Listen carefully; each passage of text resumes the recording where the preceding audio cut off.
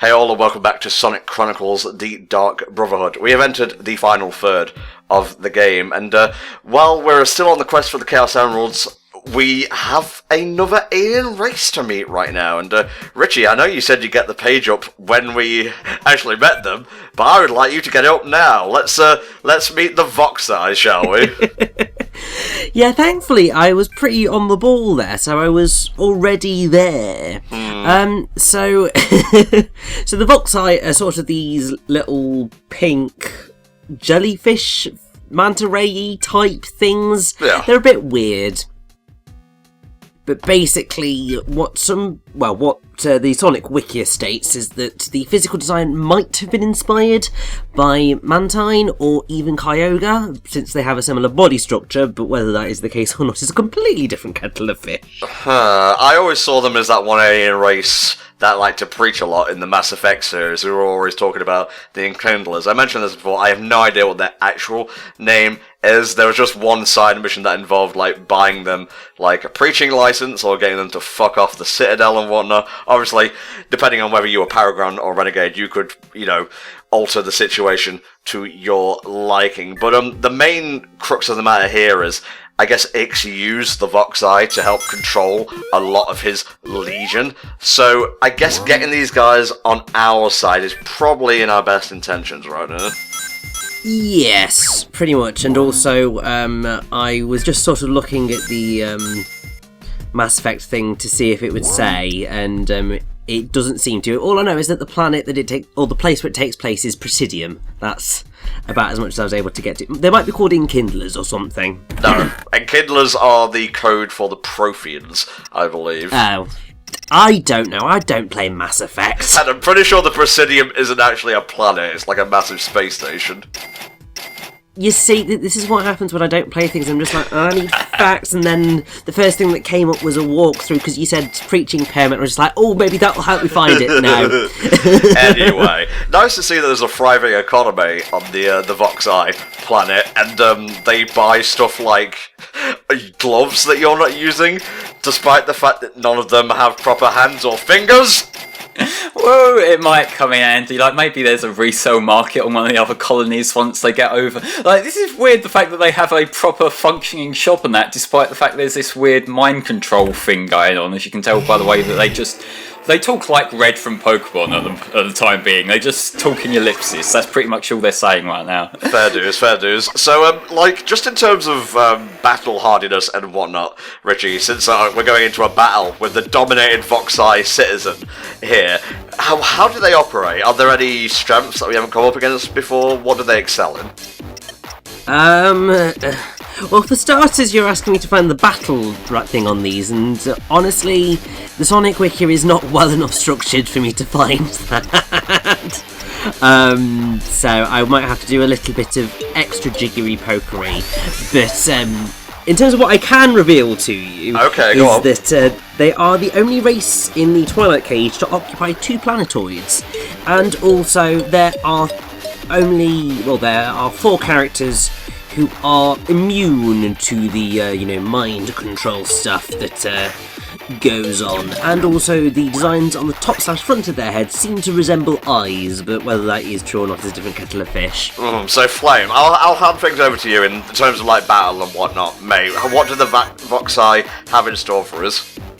Well, while Richie was rambling, I did flick through the strategy guide that I found last night, and basically their deal is they use some like psychic themed abilities for the most part, and they're also very counter happy. Yeah. So that's just something that you want to bear in mind, and something that I will most likely have completely forgot to bear in mind because I'm not very good at prepping for counters. I always go to my straight up strategy of just keep attacking, fuck it, keep attacking. I'm not sighing at you, by the way. I'm sighing at the counter happy guys in the game. It takes me back to Xenoblade, where if you're like too lower level, you basically can't hit the enemy at all. But that kind of makes sense. Hit counters just come out of nowhere a lot of the time, and there's no rhyme or reason, but it's not as bad as when it's just like, oh, I'm defending now, or I'm evading, like, you can't hit me, nope, sorry.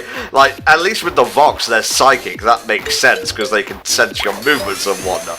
When it's like a robot and whatnot, it makes slightly less sense, but they're robots, they could probably use prediction patterns, but with regular enemies, it's like, you're just kind of taking the piss, really.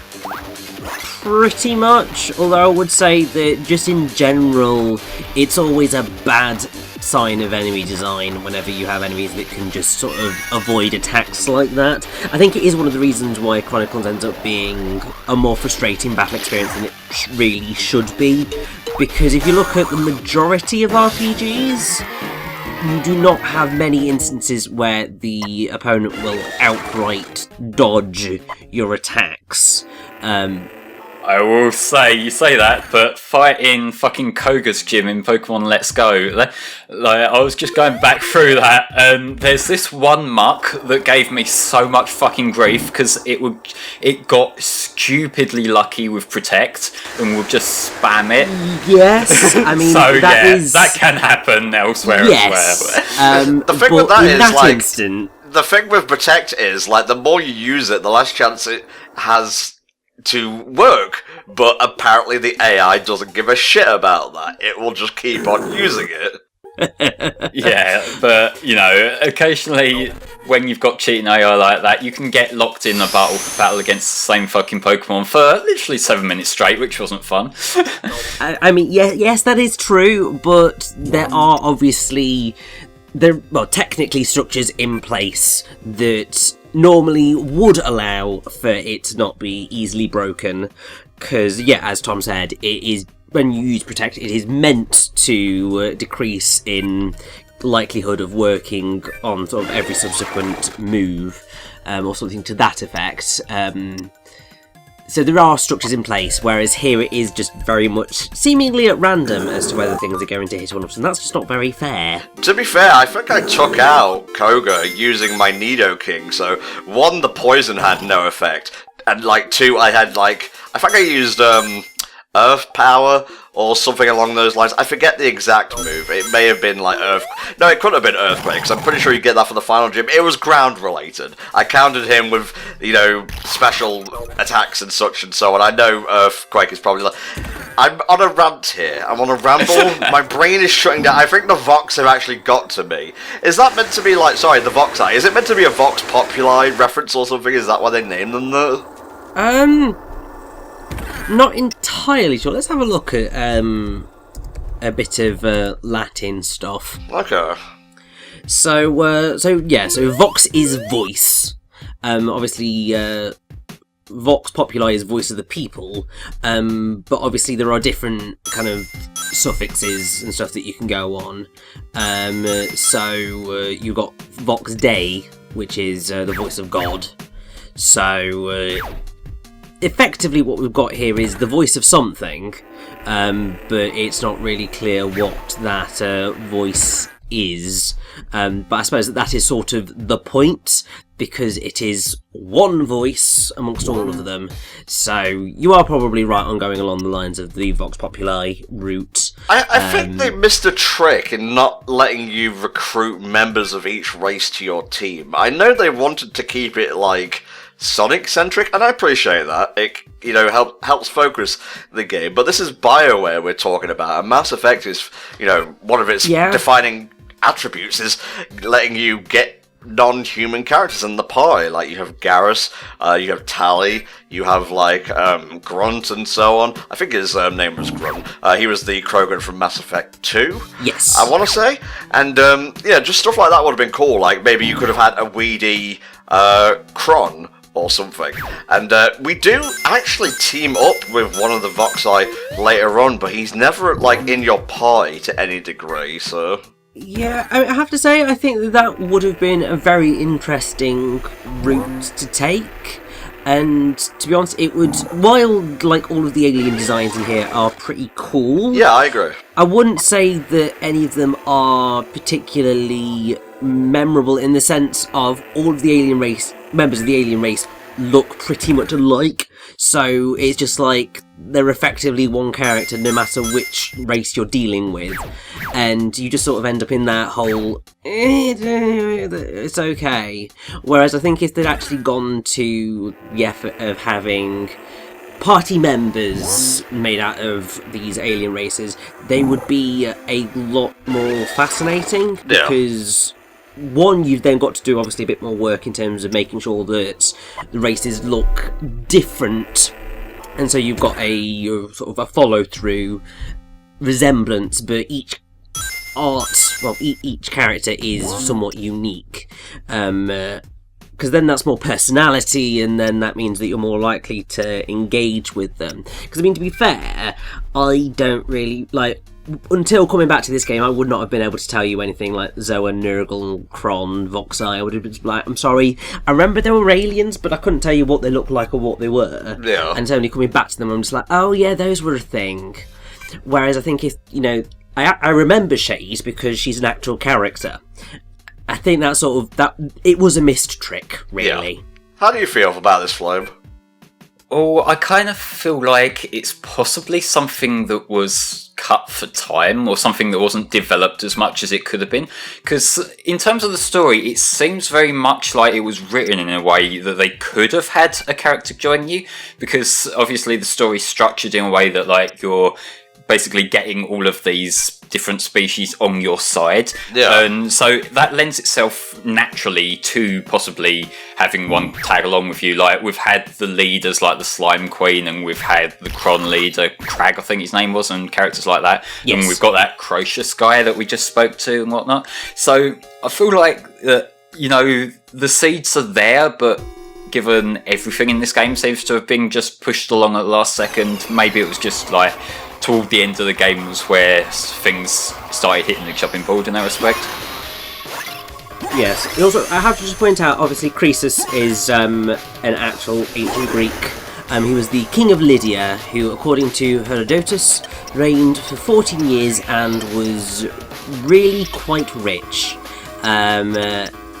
Hilariously, the reason that I recognise the name Croesus is because of Les Miserables, because in, I believe it's Beggars at the Feast, which is towards the end of the show, there's a line is, we'll be rich as Croesus, and I'm just like, yes! So yeah, that's me being a complete nerd. If it's musical related, you can count on our Rich to be in the know with the references and whatnot. And man, Flame, you're just like cutting through these guys like tissue paper at this point, mate. You've kitted out the team pretty well. Yeah, and these guys are honestly quite pathetic at this point in the game, and they have 150 health. Like, if you compare that to what we've got and what the other bosses we've been fighting have got, like, I think the ones that we were fighting at the end of the last chapter were, like, in their 400s. Yeah. So, you know, these are just, like, fucking piss poor. They're very minor inconveniences on the road. I think that's warranted at this point, because, like, if you have enemies with too much health, like, as random walkabout enemies that are just on the map to inconvenience you, that's when it goes from challenging to tedious, I think. Definitely. Well, I mean, that hasn't stopped it up to this point, but, you know. Yeah, you know, but sometimes, you know, they like to throw the player a bone and whatnot. Tails is missing Eggman. Aww. To be fair, if Eggman was good, they would probably hang out every day making machines and whatnot. Probably. I mean, I have to say, I think that ultimately the Tails-Eggman relationship is one of the most overlooked in terms of the Sonic franchise. Like, obviously, we had kind of a relatively-ish big thing in Sonic Adventure 2, because obviously they had the opposing gameplay style, so they were intended to come into conflict a lot more.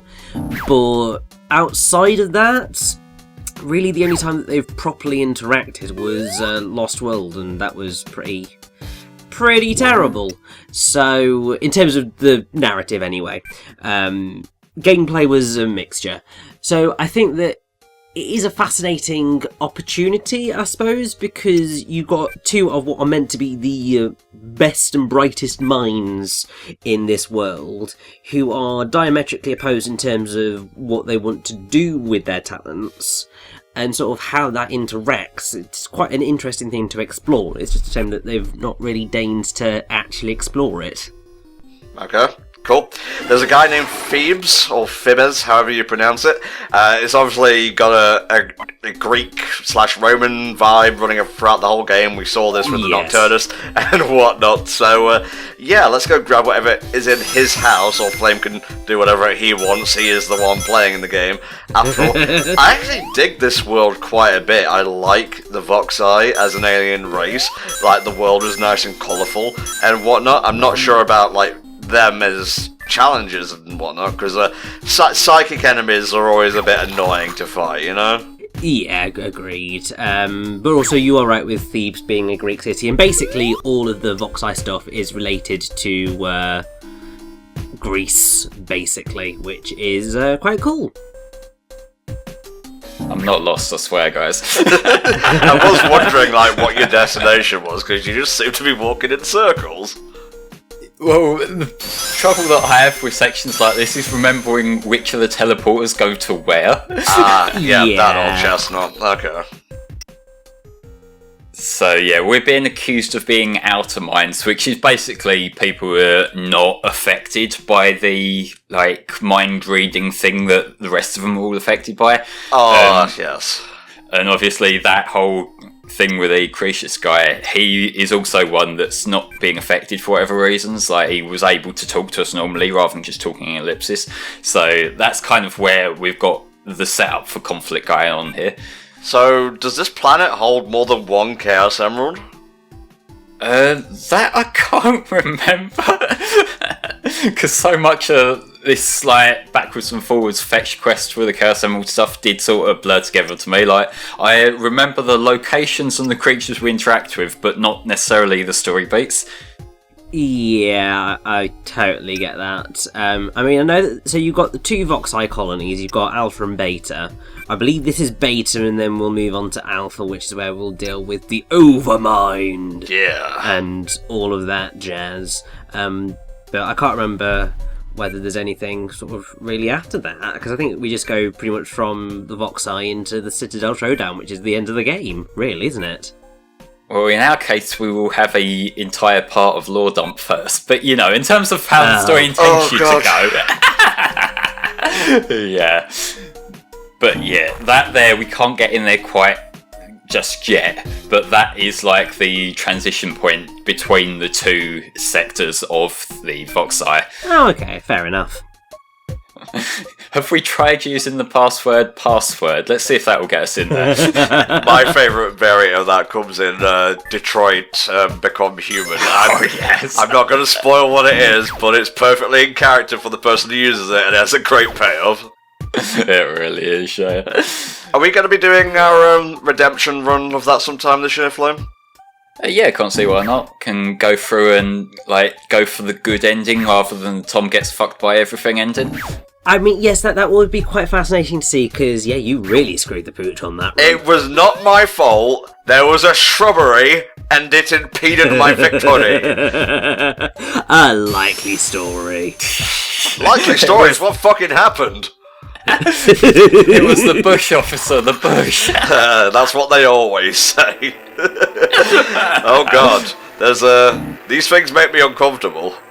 Yeah, it's kind of creepy when they're just sort of flying there ominously. Should we steal from the mind-controlled people or not? Yeah, we shall. Yes!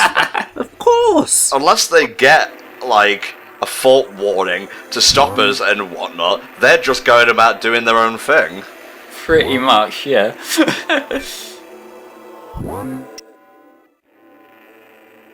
Okay, so this is the one who actually talks to us. That's nice. So I've been missing conversation around here.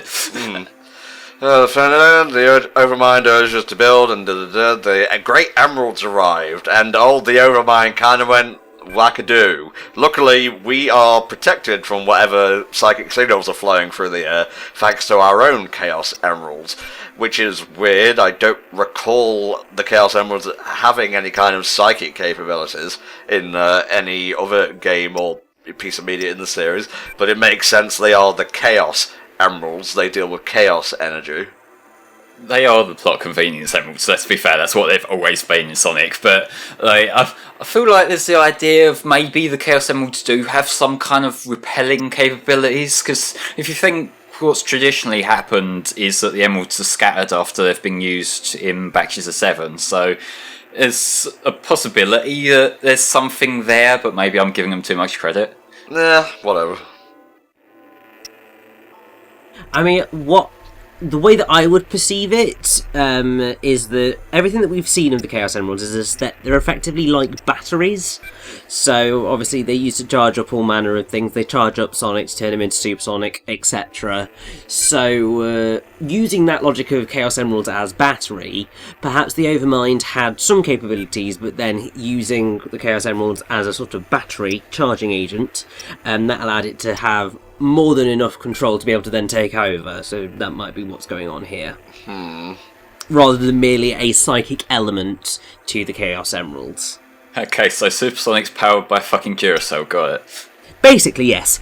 That's not too far from the truth, honestly. Like, you can run out of power when using the emeralds. It requires all 7 emeralds and at least 50 rings to become supersonic, so I guess Sonic just isn't like fully versed in using them, but we're getting very much into fan wanky lore here. So we have to get the Chaos Emerald that's coming here, and then I guess there's another one being held in Colony Alpha. So it's going to take some doing, but we have to break Ix's psychic stranglehold on the other races, because right now the Voxai are a huge feather in his cap, and we need to kind of remove that and shred it up. This is possibly one of the more morbid things that Ix has done to control him, because like, it's specifically like taken advantage of them each in their own ways. Like, I think the Nurgle and the Zoa, like, he got that, like, he can pit them against each other, and that's his way of controlling them ones. Can't remember specifically what the thing was with the Chron, but with these, it's just the full-on mind control tactic, so they can't even think for themselves anymore. Yeah, so basically, I've got the history here, because if there's one thing that the Sonic Wiki can do well, it is history of alien races in offshoot video games.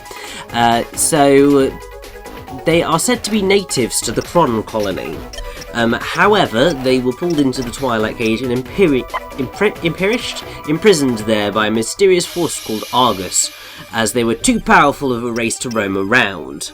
They arrived after the Chron, but before the Nocturnus clan. After arriving in the cage, they established their new home, and obviously they were able to defend themselves because they have super amazing powerful psychic abilities. Basically, after Ix nixed the Chaos Emeralds, he gave 2 of them to the Overmind, despite the fact that the Overmind already exerted at least passive psychic control over all of the Voxai society. The chance for ultimate power was too tempting for it to resist, and basically, yes, then the Overmind psychically treated its Chaos Emeralds, which changed their colours and turned them into the Great Emeralds, which then massively boosted the force of the Overmind signal, enabling it to direct and continuous psychic domination, in italics, of every inner mind in Sector Charybdis. And so that is in part why the Voxai change colour when they are taken over, and everything has changed overnight, from a vaguely utopian psychic collective to a dystopian mind-controlled state, which actually is a relatively fascinating narrative arc to go through. I mean, I don't think I've seen that in too many places. But the idea is still cool no matter what. Well, I suppose it is just like an offshoot of the more traditional, you know, government controlling its people kind of thing. Yeah. Maybe a little bit touching on popular conspiracy and whatnot, but like having the psychic twist to it, that's a little bit of its own thing. And yeah, I'm slowly trying to kick these guys away. What I will say in defence of these, because I know we were talking about them having like the counter and that earlier, but they are sort of balanced in a way in that they don't actually hit that hard when they use their regular attacks. So you're not really that vulnerable. It is just a game of like timing around the counters. So I think what it intends for you to do is on your second and third attacks for each character to defend, and that way you can still take them down fairly easily. Naturally, I'm not the kind of strategy player. I am more of the do a stupid thing then get surprised when it backfires kind of player, so that's why sometimes these battles might look a bit clumsy, but I think there is at least like an intended strategy for you to use in the game's defense there. Like, the counter is still fucking annoying and it does slow the game down even if you're doing it like the intended way, but still, I think it's a little bit more, like, a little bit better thought through than maybe we gave it credit for. Maybe, yes. I am still a little bit peeved that you're not using the character team-up moves, which are some of the more cool elements of the game, Flame. Well, that's what happens when you don't play it yourself. Yeah, I suppose, but we are doing a thing that's meant to entertain people, and God knows Chronicles needs all the help it can get in that department. Okay, so basically, before we would do that, I would find some interesting commentators above, like maybe using different attacks if we're trying to make it entertaining. But yeah, I'm using the strategies that work, because, you know, that's how I play these games. Fair dues, mate, fair dues. And also, I mean, they do work, so that is at least something. Otherwise, I think I'll be going like, Flame, what are you doing? I mean, obviously says me, the guy who, left in a whole thing of trying to jump up a ledge.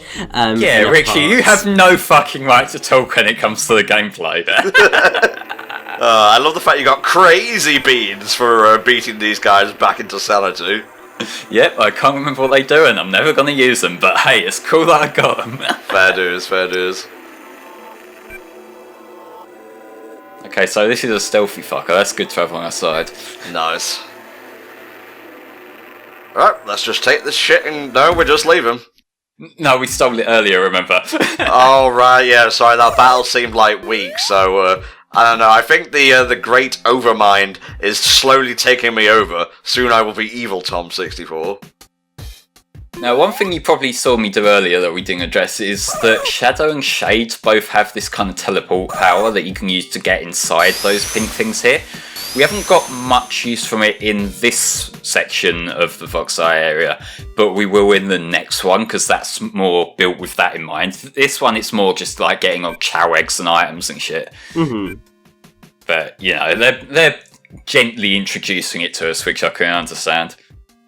Good job Shade has, like, background information on all the big hitters in, like, Ix's arsenal, otherwise we'd be running into danger pretty blindly here.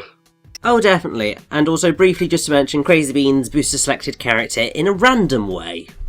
Oh, that's useful. Maybe, not really. It kind of reminds me, there is a thing you can unlock in, I think it's Spectre of Torment in Shovel Knight, where it's like random mail, where it will randomly select your, I think it may actually be the final thing in Plague of Shadows, where it randomly selects your bombs and what, like, special coat you're wearing and so on, just to make things a little bit more tricky.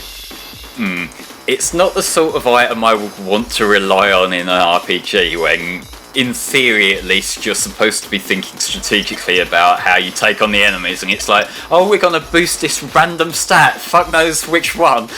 That kind of seems counterintuitive to trying to plan ahead and plan out your attack. So, Felks, or however you pronounce it, what can we expect from this guy? Flame, does he do anything different other than having 50 extra HP? No, I think that is pretty much the difference here. Shade, you said we were in significant danger here, what the fuck? Oh, that 50 extra hit points, that's a significant difference. Look, it can't even hit us for fuck's sake. It might be a case of it might do a little bit more damage. I think it does one extra attack than the others, so that potentially...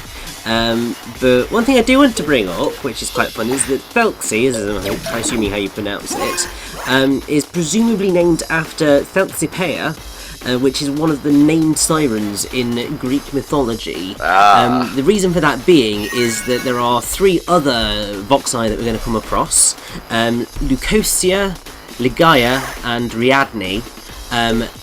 which we'll see in sort of the next bit of the Voxai colonies, and all three of them are also named after sirens, and obviously the whole thing with the sirens is that they take control of people through enchanting songs and also their body language, mostly the songs obviously, and draw people to their death. So obviously there's got a bit of mind control going on there, so there's a bit of thought with the names for these things, which I do quite like.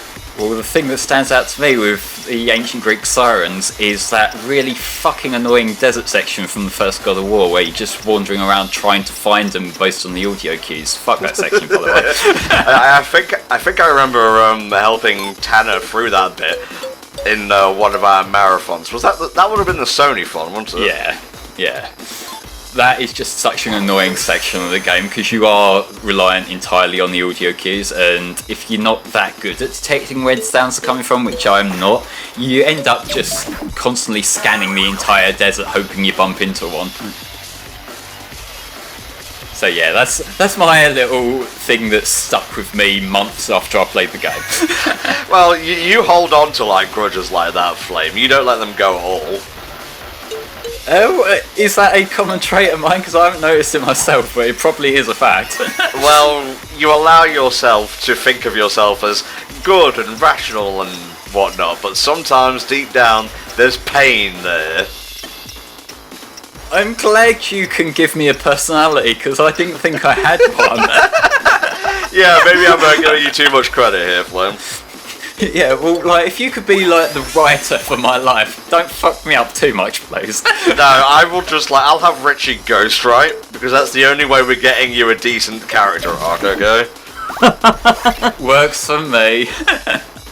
Yeah, although I think I might have to sit a while and have a proper think about how we're going to do that character arc, because obviously we couldn't do anything that's too cliche, because that's just not you, but it would have to be super edgy, a bit dark, probably involve a little bit of Shadow and a little bit of Bowser, because, you know, that's kind of necessary with you. You've got to write the darker scenes as well, you know that. You've got to take control of me Twitter. Oh my god, no. Oh god, no. Project cancelled, no, we're not doing this. It's fine, that can be your legacy. Well, that's your legacy, Flame, your 10-year YouTube legacy. Well, I mean, I've got a 10-year Twitter legacy coming up in a few months, so that's something that I can hate myself for. I probably would have as well if I hadn't gone and posted links to anime on Twitter, but hey-ho, you live and you learn, hanging on the edge of tomorrow. Yep, I'm glad that despite me being the one who gets shit for being away, it was Tommy got banned for posting anime. Well, at least you have one thing over me now, so can we go into the big old bubble? Is that fine? Are we good? In time, perhaps, once they're finished floating around and doing whatever the fuck they're doing. It is implied that actions are happening. There was a slight screen shake, so that means there was basically an earthquake thing happening. Okay, good. Let's go, team. Is he gonna be okay? Did you mind break him? In a sense, I think so. I'm not sure how I feel about this, but at the same time it moves the plot along, so I'm fine with it. Well, we've basically freed him from the mind control, so we've done him a favour. He can think for himself now. Alright, well, at least this powered-up Chaos Emerald is going to protect us from the psychic abilities, which I imagine will grow more potent as we get closer to, like, the Great Overmind, so it's probably for the best, really. Yeah, we'll be getting some more, like, mind control antics in the next part when we get to the other section of the Voxai area. Once I remember what that's called. It's fine, don't worry about it. This part is done. Your responsibilities are now over. Alright guys, we shall see you next time in the Sonic Chronicles playthrough, where we head to Colony Alpha. See you then.